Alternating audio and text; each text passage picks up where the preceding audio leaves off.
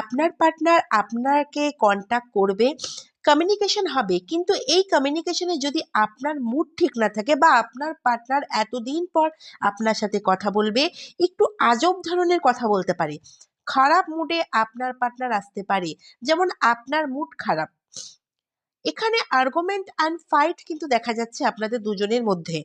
এমনকি আপনার পার্টনারের ফিলিং এ কি রয়েছে, আপনাদের দুজনের মধ্যে এজ গ্যাপ থাকতে পারে। এই ব্যক্তির সাথে আপনার অনেক পুরনো রিলেশন দেখা যাচ্ছে, 6 বছরের উপরের পুরনো রিলেশনশিপ হতে পারে। কিছু মানুষের পাস্ট লাইফ কানেকশনও এখানে দেখা যাচ্ছে। আপনার পার্টনারের মনে ওভার থিঙ্কিং চলছে, আপনারা 6 মাস থেকে সেপারেশনে আছেন এমন হতে পারে, বা 6 সপ্তাহ থেকে সেপারেশনে আপনারা রয়েছেন। এখানে কিছু মানুষের জন্য আপনার পার্টনারের এরকম এনার্জি কিন্তু দেখা যাচ্ছে।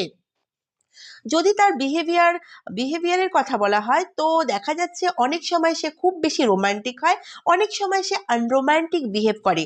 যখন তার মুড ভালো থাকে তো সে খুব ভালো রোমান্টিক কথাবার্তা বলে, আবার যখন তার মুড ভালো থাকে না, আপনার হাজার মেসেজেরও সে উত্তর দিতে চায় না। এরকম এনার্জি কিন্তু আপনার পার্টনারে দেখা যাচ্ছে।